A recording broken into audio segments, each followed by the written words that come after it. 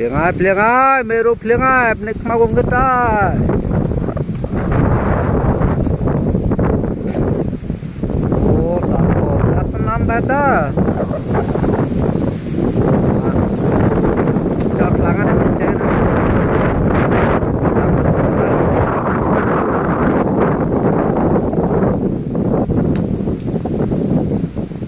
tông tông co.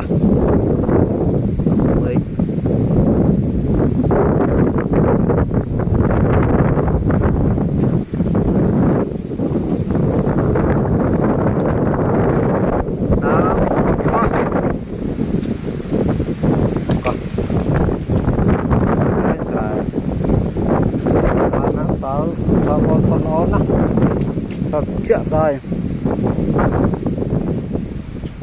bà chị hay mình,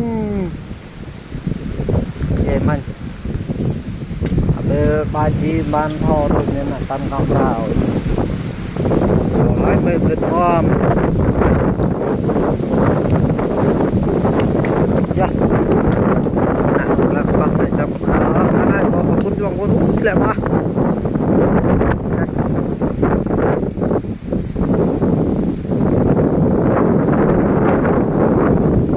Nghe chứng từ tôm mông đã mà được hát đói camera rồi thực hiện bỏ ra thật là có lẽ vào cuộn mưa nào đấy sẽ có thể làm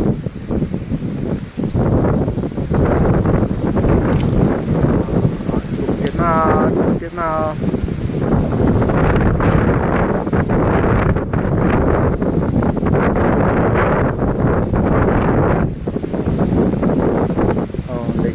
bạn ôm mong người đó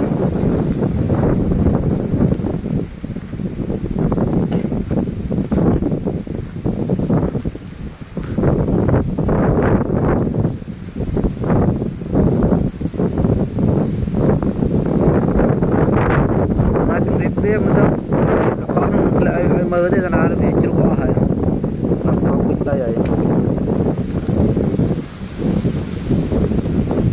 đó là sạc lăng nè đầm nó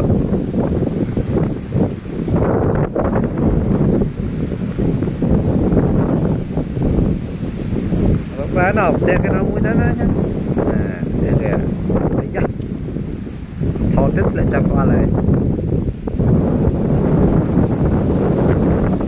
bye.